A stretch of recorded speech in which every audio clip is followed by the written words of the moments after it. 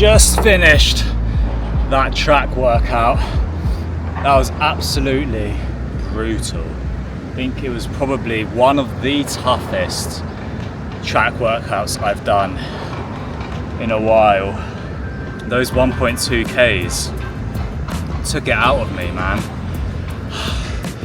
Like, I thought it would be alright, but I think just the weather as well is just so hot. It's 36 degrees. Like that board up there, I'm not sure if you can see it. And yeah, it was so hot as well. In between my resting periods, I'd have to run all the way down there across the football pitch to fill up my water bottle.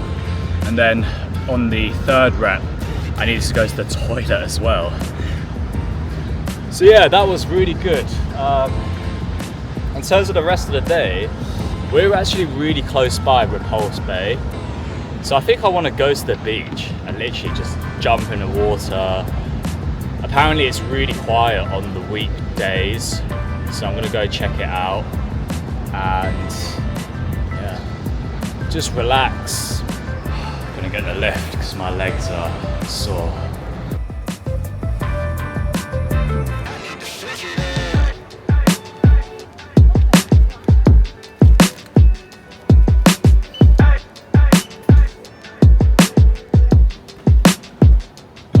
That's my bus, but I think I've missed it.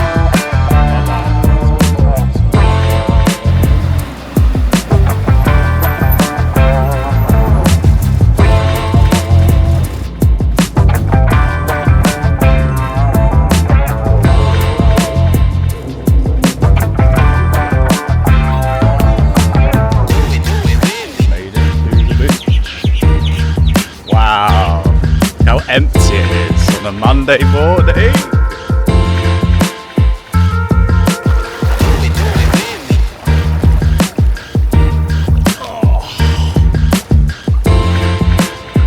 That is what I needed after that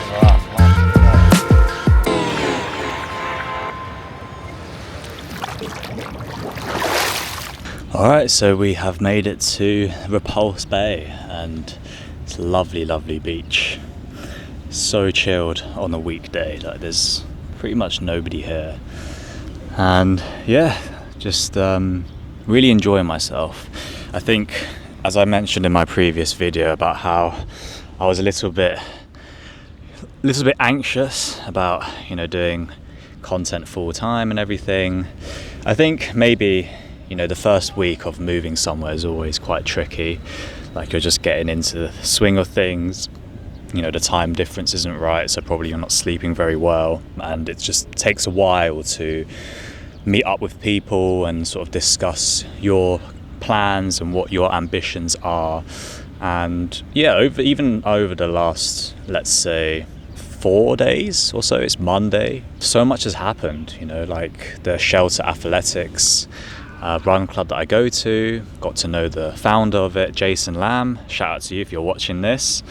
And yeah, it's just about, you know, making the effort with people and, you know, letting them know that, you know, you want to try something out. Like I want to get into videography a bit more, so I'm like, you know what, I'm willing to help you out. I'm willing to learn. I'm willing to do whatever you need me to do so I can build up my portfolio, and hopefully that might unlock some doors in the future as well. You know, just really having to put yourself out there and trying to make the opportunities for yourself, because that's how it is when you're freelance. You know, you don't have someone telling you exactly what to do. You're not working with anyone. It's pretty much up to you really about how much you want to work and how much are you willing to put in. Like, are you willing to do stuff for free for months and months and months to get to a point where you can then start maybe charging for videography work for clients? You know, that's something to think about. And for me, it's like, absolutely, like, I'm willing to do whatever it takes, and I've always done that. You know, from working, I've always been the quick learner. I've always taken on as much work as possible, because the more you do, the more you learn, and the quicker you learn as well.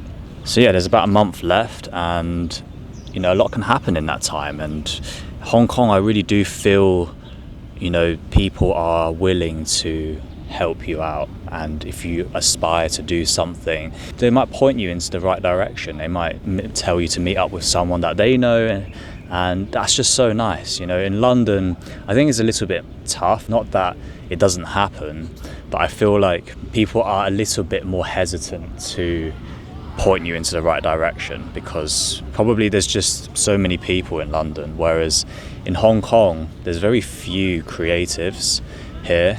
So I guess everyone kind of knows everyone, and everyone is kind of willing to support each other. So that's just something that I really, really like as a person that's come from the UK to Hong Kong.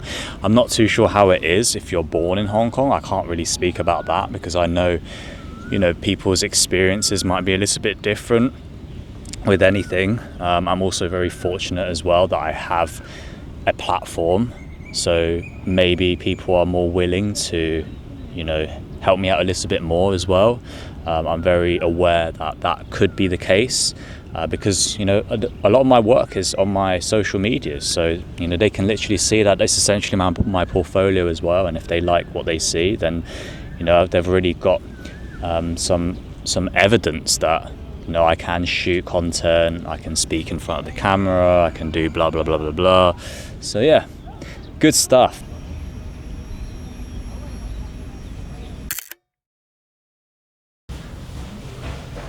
Your toes actually isn't that. Is that a good or is that a questionable? Questionable. Like The range of your big toe is actually not that. Oh, I've got one in there. Wait, the range of motion of my big toe. Yeah. Up and then push. Can you see push? The other Like way? this. Yeah. Okay, bring your toes down for me. And then push. And then you're gonna come up and then push again for me. I mean, it's not bad. Okay, can you do a squat for me? No biomechanical assessment. That's to go like really wide. That's fine. Can you try 12 o'clock with your feet? So like that's uncomfortable. Yeah, but you can. Okay, if I film your. That goes out like that. Yeah, your toes is not working. But if you don't have the symptom, I won't necessarily change it. But it's just how your body is going to be more at risk of developing if you, let's say, stop running for 6 months and all of a sudden you go back to it. So according to research, a marathon runner should be able to pump 25 without feeling too fatigued. Do you feel more control on your right leg? Because I can definitely see this one. I think it's because I worked a lot on it when I was doing my rehab. Right. So I think that's why Yeah. it's a lot stronger Yeah. when I'm doing these types of exercises. Yeah.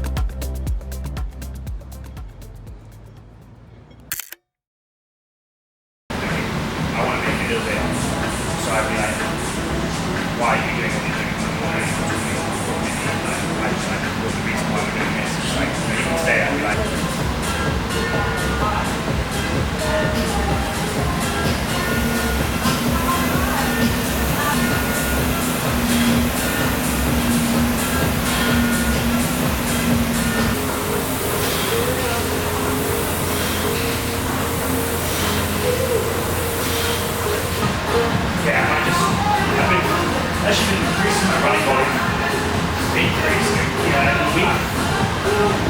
Getting more runs in. Yeah.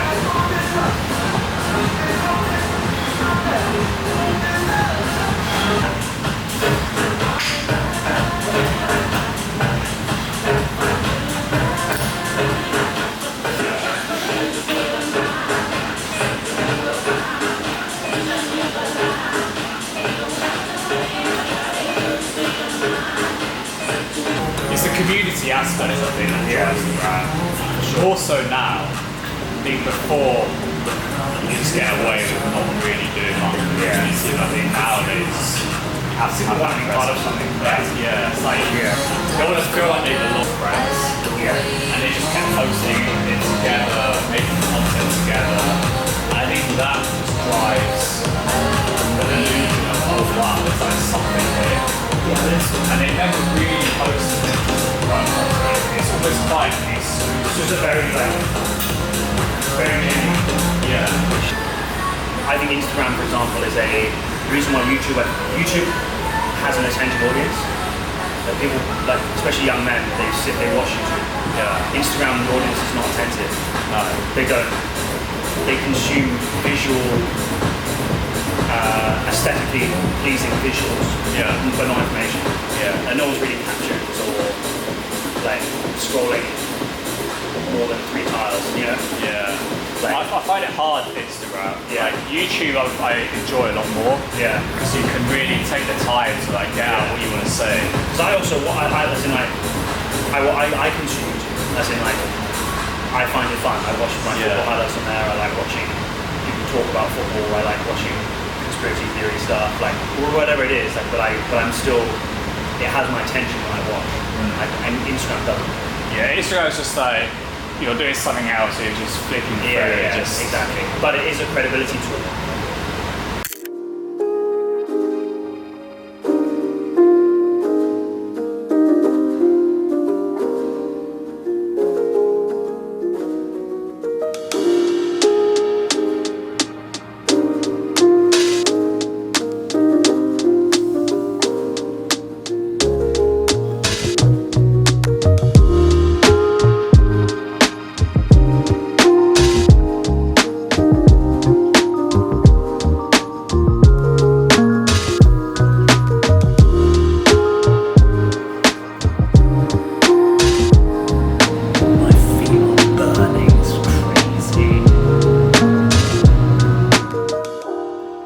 So yeah, we're in the sauna now.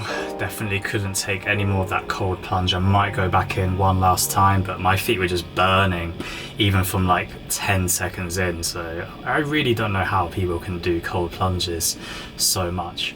But yeah, it was really cool to meet Max. He is one of the partners out here in Quarry Gym. He's also a trainer. He was an ex-rugby sevens player for Hong Kong. Really cool. And it was just really good to connect with him out here in this gym. This is part of the whole 1880 members club, so they've got really cool facilities. That they've got co-working areas downstairs, they've got really nice restaurants, they've got the spa, cold plunge, sauna, they've even got massages that you can do as well. I think there might even be a barber that I saw on their website as well, but I'm not sure if that's here or it's coming soon.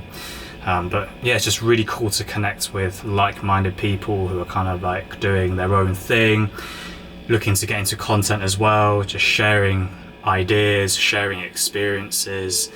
And I think that's one of the things that is often overlooked when you go freelance, especially in this creative space, is that a lot of your time would be to build relationships and to network and to meet people, make new friends. And sometimes it might not feel like you're really doing anything, you know, like sometimes I do deep at night, I'm like, what did I actually do today? Like, what work did I really do? But, you know, all of these things contribute to the long-term vision of whatever you're trying to do, right? Because you never know, you know, what opportunities could arise when you do meet the right people. So, yeah, really cool.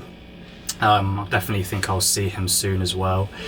Probably go for a run together. He's also getting into running a lot more. And yeah, really good week this week. I'm gonna finish up here, head home, and we've got a 23k long run to do this evening. I'm going to do all of my runs in the evenings nowadays, or really early mornings, just because it's just so hot these days. I think even at night it's still hot, it's still humid, but at least there's no sun and you're not burning. So I'm gonna do that. I'm not too sure if I will record it, because sometimes I kind of just want to, you know, focus, lock in, just almost meditate and do the 23k without thinking too much about filming. But I'm sure there'll be some more exciting stuff coming out in the next episode. So yeah, if you're new here, please give this video a like, subscribe, turn on the bell notifications as well, because I'm going to be uploading a little bit more frequently as well whilst I'm out here. I'm going to be uploading Tuesday and Friday. I'm trying to stick to that schedule at least once a week, if that. Hopefully twice a week, because there's not really much excuse these days. You know, I am full-time and there's a lot of content to be creating out here in Hong Kong. So yeah,